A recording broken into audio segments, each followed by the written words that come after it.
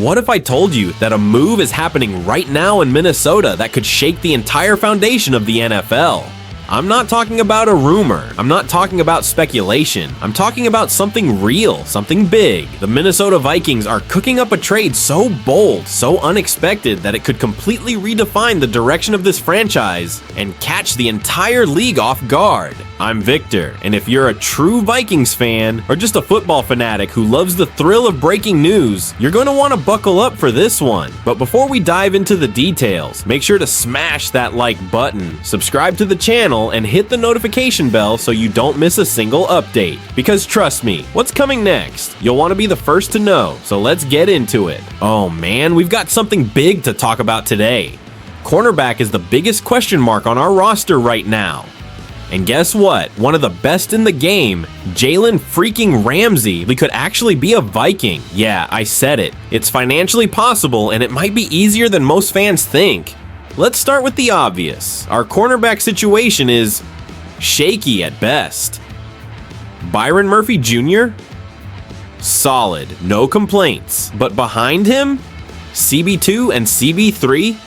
It's a revolving door of question marks. We've got some young names. We've got Isaiah Rodgers. We've got Mickey Blackman. But are any of them really ready to lock down a top-tier WR week in and week out? I mean, let's be real. If Justin Jefferson was lining up against any of our current CB2s in practice, he'd be cooking them like it's Sunday brunch.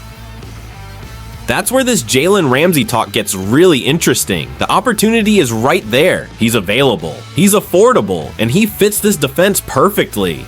Let's break down the money, because I know that's what everyone's thinking about. You might think, there's no way we can afford Ramsey, but you'd be wrong. According to Over the Cap, the Vikings actually can make this work, and without completely gutting the roster. Right now, we have about $23.5 million in 2025 cap space. If we bring Ramsey in, that number drops to around $13.6 million. Still totally manageable. Now let's talk cap hits. 2025, $9,916 million 2026, $18,288 million 2027, $20,055 million 2028, $31,019 million. Yeah, that one stings. 2029, void year, $12,351 million. It sounds like a lot, but the structure of the deal gives us flexibility. His big roster bonuses, $18.98 million 2025, $8.1 million in 2026, and $8.8 million in 2027. Don't kick in until August 31st each year. That's huge if we ever needed to get out of the deal before it vests.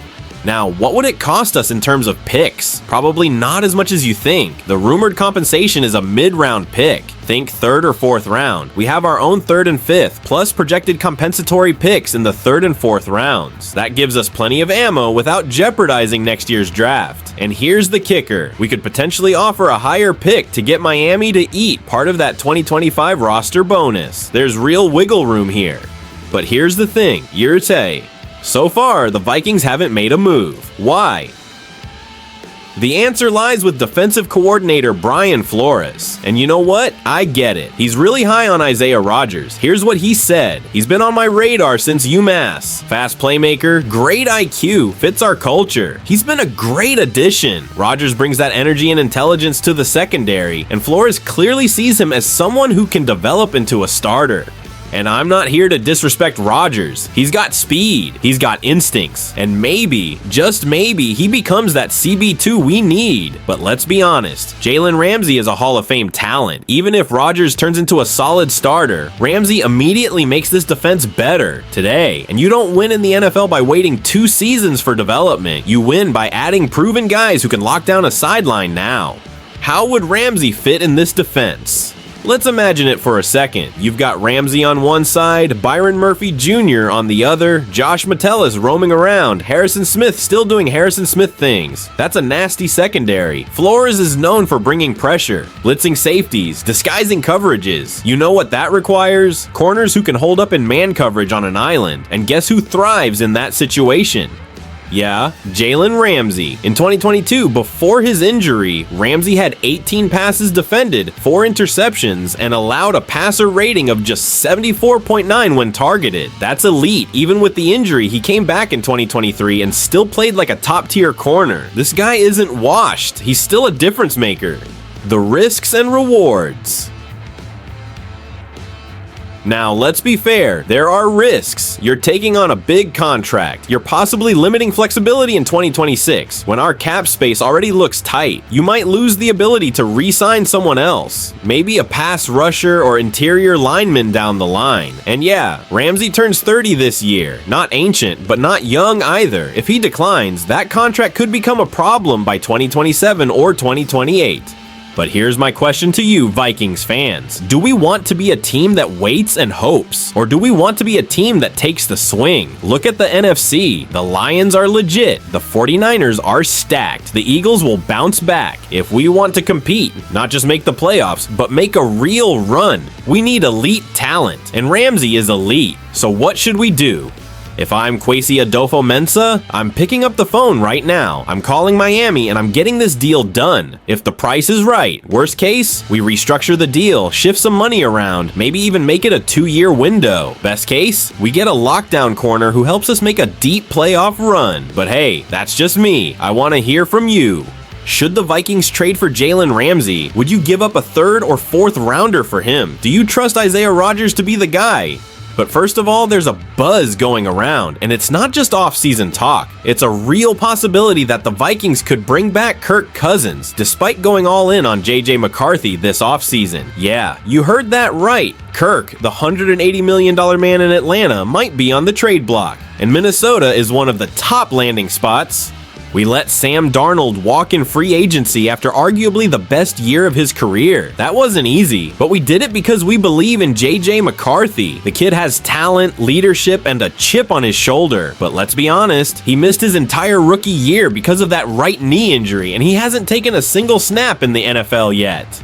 Enter Kirk Cousins. Now listen, I know a lot of you have strong feelings about Kirk. Some loved him, some were frustrated, but no one can deny he brought stability to the quarterback position for years. Over 4,900 passing yards in 2022, a 66.8% career completion rate, clutch moments, a lot of W's. He signed that monster $180 million contract with the Falcons. But guess what? Atlanta shocked everyone by going all in on Michael Penix Jr., their first-round rookie.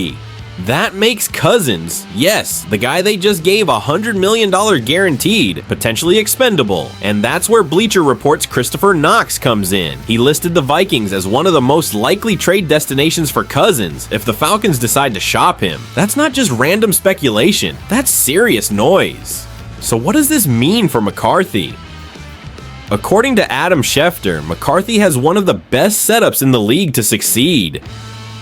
He's got elite coaches in O'Connell and McCown, and he's got weapons. I mean, come on. Justin Jefferson, Jordan Addison, TJ Hawkinson, when healthy, that's a dream for any young QB. But here's the reality. You can't rely on potential alone in the NFL. The Vikings took a big swing with McCarthy. Now he needs to show he was worth it. If Cousins comes in, even temporarily, that's pressure, that's competition, and honestly, that could be exactly what JJ needs to elevate his game. Alright, time for my take. As much as I want McCarthy to succeed, and I do, I really do, I'm not against bringing back Cousins, not as a permanent solution, but as a safety net and maybe even a mentor for JJ. We've seen what happens when we throw a young QB to the Wolves too soon. I don't want that to be McCarthy's story. And hey, if Cousins comes back and McCarthy still wins the job in camp, that tells me this kid's ready for the moment.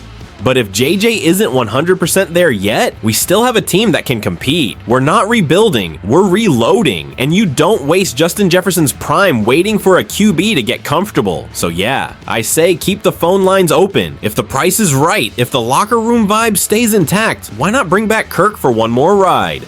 And that's the breaking story shaking up Minnesota right now. But hey, I want to know what you think. Was this the right move for the Vikings? Do you believe this trade will take us closer to that long-awaited Super Bowl run? Or did we just take a massive risk?